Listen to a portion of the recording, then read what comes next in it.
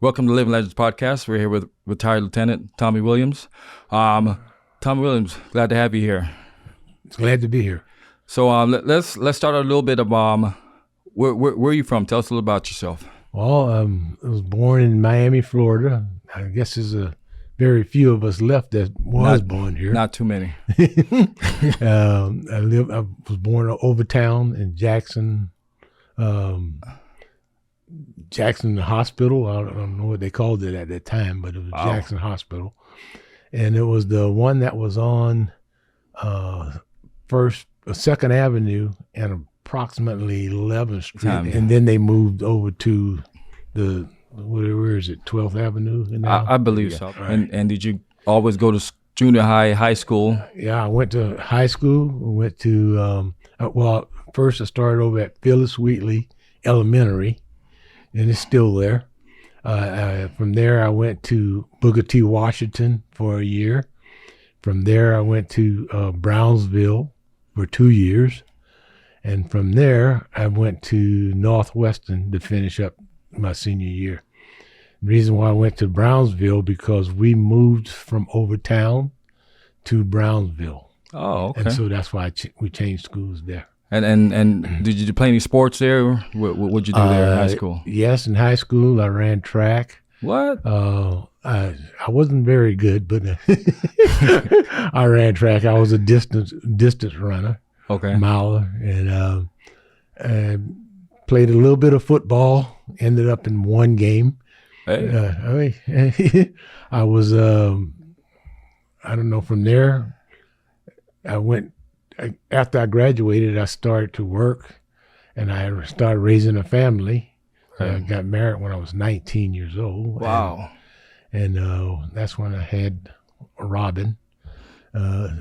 She was when I was 19. And I don't know, I did construction work. And while doing construction work, I heard a advertisement on WMBM. Radio. WMDM. Yeah, I know nobody knows. I don't even know what that is. It used to be on 13th Street and 3rd Avenue, WMBM. And they were advertising that they were trying to hire minorities for the fire department. So I went by to take the test, and I actually had taken the test soon as I graduated. And we had to go to the county building, but I didn't pass the test when we had to go down to the county building. When they had this request for minorities, I went in and they actually gave us had us take a test that was a copy of the test they were given in Dade County, and I passed the test. And they said, well, why didn't you just go straight to the fire department? And I said, well, they said I didn't pass the test. Back in those days, we're talking about, I graduated in 1967 from Miami Northwestern. So it was different time. Different time. That's a good answer for it. Different time. And when I went to that program, they gave us some of the old tests that they had, and I passed it. And that captain asked me, his name was Stigman, asked me, why didn't you just go down and take the test? Like I said, I went down and took it, and they said I didn't pass it, so I went to work. And in 1973, it was when I got on the fire department. I don't know, as a result of taking that test. And from there, I've had a really great career. I joined the union when they came out to ask anybody if they wanted to join. How long were you on before you joined the union, or was it like? It was like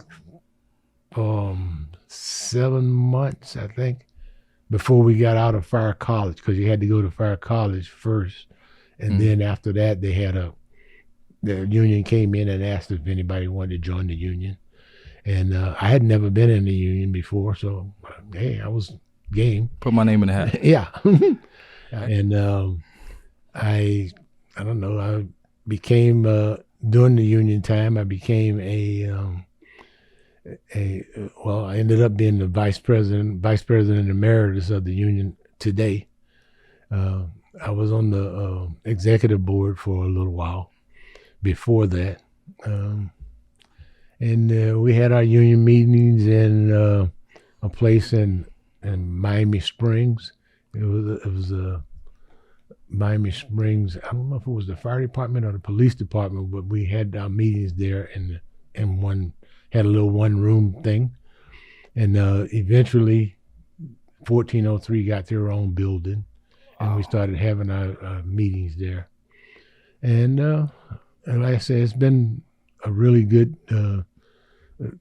thing for me getting on the fire department.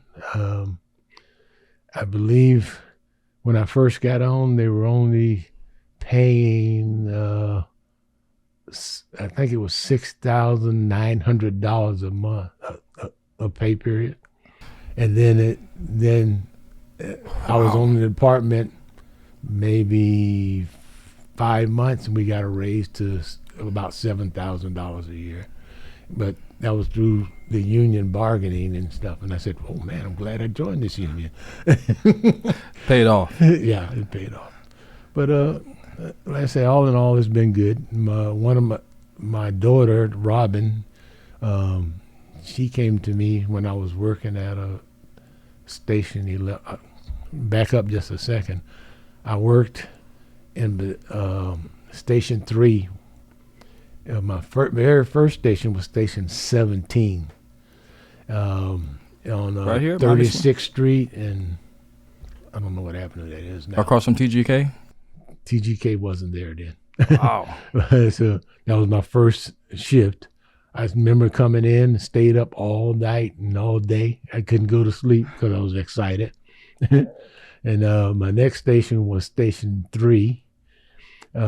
Stayed there for a little while, probably about close to a year. Is this during probation, or did you rotate, or did you get a bid? How did that work back then? During probation, my stations were various. I went to 21, Station 3, 5, not 5, 4,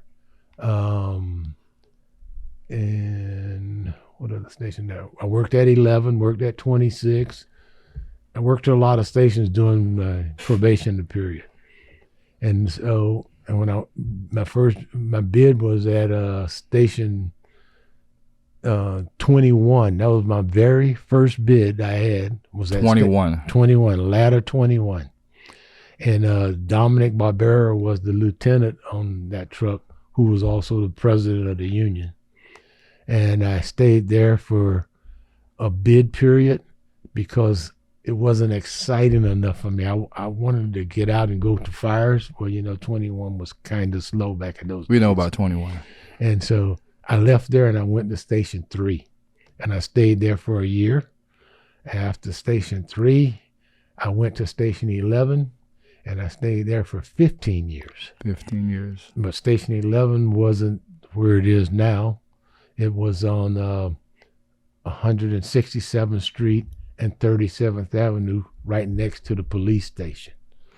And when Station 1 got their new station, we moved into that station, Station 11.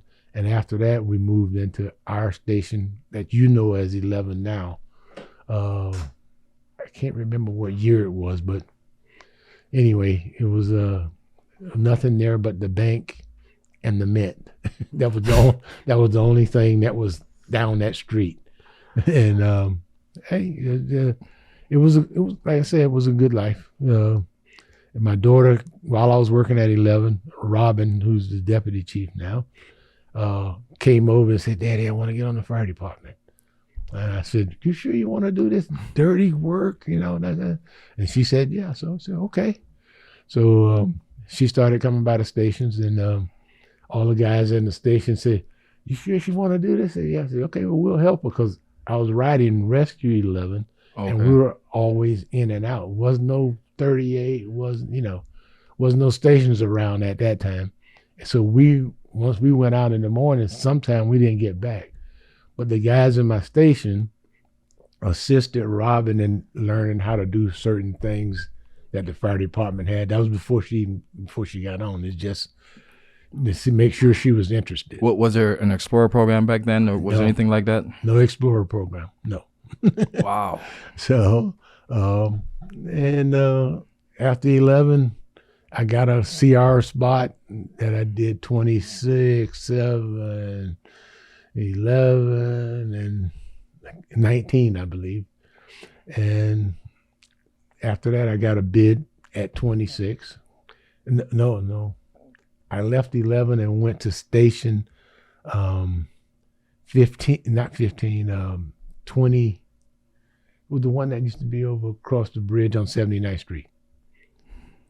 27? 27. I left a busy station after 15 years, and I went to station 27. And I had been studying for the lieutenant's exam every time, but I would always fall asleep. But when I went to 27, I said, okay, well, I'll have time to study now. Right. And that worked out. I got plenty of rest at 27. Was able to study, didn't fall asleep when I started studying. And so then I became a lieutenant out of station 27. And about how long were you on before you became? That sounds like a good amount of time. About 15 years, I believe. Did you think you were ready? Oh, I was ready for the lieutenant. Everybody thought I was a lieutenant anyway, because I don't know, my lieutenant, he actually went to school with me, and him went to firefighter school together. Okay. And he and I was riding Station 11, but for some reason everybody always came over to me to see what to do. And back in those days, the firefighters did things that the lieutenants do, because they just did all the paperwork. They, wow. And so when I stepped into the lieutenant's job, I didn't have any problem. You were ready because it was something you were doing. Yeah, something that we do all the time. I don't know if they still do that today, but I don't know. It was good training. It was a lot of I don't know. It wasn't a very friendly attitude when I first got on. Right. But as the people got to know you, mm-hmm. then they say, "Oh, yeah, he's a good guy," So, and so then they all helped. And one thing, no matter how they felt when we first got on, when you were at a fire, you were just another firefighter. Right. So they all were good in that respect. Right. I don't know. I just grew. After lieutenant, I grew. I became a real active union member. Filed a couple of grievances, and they decided that the way that I wrote the grievance, I guess that it was pretty decent, mm-hmm. and asked me did I want to, become a executive board member, and I go, okay, what's that involved? And I became an executive board member. I stayed there for a long time, and eventually I ran for vice president, got that, and I retired in 2003. Wow. We got into the drop. I got into the drop actually in 1998, and then retired in 2003 from the fire department. Mm-hmm. Stayed at the union until 2005 as vice president, and I retired from there as vice president emeritus. And I don't know. I just worked hard. I always had a part-time job when we first started. I would imagine that $6,000, $7,000. Everybody had a part-time job. Family. And by the time I retired, I had 5 daughters. Yeah, I had Robin and Kelly. Both were, Kelly was my 3rd daughter. I had another daughter named Michelle, and then Jamie and Stacy. And I don't know, I just worked, and we went places. I learned later on in life that I didn't realize that I was doing as much as I was, but my kids tell me, "Oh yeah, remember that time we went to, went to Tennessee, we went to so and so, went to Lookout Mountain," and I go, "Oh, I didn't remember that I did a lot of those things. I just worked and to take care of the family." So you have to say that there's a balance that you have to. Yes. So I didn't have a whole lot of pictures of me during my time because I was the picture taker. So I had lots of pictures of them, but not many pictures of me. But we managed to get a few of them out, in the fire department, and we went to all the picnics and things that they had. They told me, they said, "Yeah, you ought to join the benevolent." And my guys told me that. I said, "Yeah, but I don't have no money." He said, "Don't worry." He said, "You'll make the money back in 2 picnics. You'll make the money back that you paid them over the years." And they were right. I had 5 kids. And when I went to one picnic, everybody ate, everybody had a good time. They, always had games and things like for the benevolent. And so it worked out real good. So I'm a brand new e-board member, just been on. This is my 2nd year. And any advice you have for a new person on the e-board and navigating their way through the union? You just, one thing, in my time, you had to speak up. A lot of times what you said wasn't appreciated or wasn't liked. But once they know who you are, they know that you mean well by whatever you say. And so then people, they'll work with you, Right. I don't know. You just have to get into the union's business so you'll know how things are done, who you need to talk to get things done. You right. Attend some of the, like when we always went up to the state of Florida they used to call it days. I don't know if they still do that. The politicians, because you get things done by talking to people. Yes, FaceTime. Right. So, it wasn't like nowadays you get on the phone and do that, but you had to actually talk to people back in those days. Right. And sometimes you're going to do some things that you may not be too comfortable with. Dealing with certain politicians maybe, but it's still, as a union officer, that's something that you take on the responsibility of doing and hope that you get your point across to that politician so they'll understand where you're coming from. Mm-hmm. How was, do you remember, is there a special call that you remember to this day? Any big ones, small ones, your first call? Well, I actually don't remember my first call. My second call, we had a fire over at 28's territory, and back then I used to I actually rode on the back of fire trucks, where you had to lock in on the fire truck. Oh, so you're a tailboard firefighter when it was the definition of tailboard. It was real tailboard. You could get dressed on the back while you're riding. You put your boots on, but then the tank and everything, you got dressed while you were going to the fire. It was only 2 seats up in the front. And then the next time we got an engine that had 4 seats. And if you sit in the back where the firefighter said, it was only 3 people on the truck at the time when I got on. If you sit in the back and you put your arm on that and you get burnt. I don't know if I think they're taking that away now. I remember it, but they're taking it away. And hey, it was good. I guess a call that really stick with me was the first mass murder that they had that involved a lot of drugs and stuff. And it was over in 11's territory. And we went in and had 2 or 3 people laying around, that had been shot and whatever. And that kind of sticks in my mind. I had calls where the deal with kids were my worst ones for me to deal with. But, you do everything you can do. And most of the time it came out for the good. The one thing that caused me to leave Station 11 was we had a call for a person.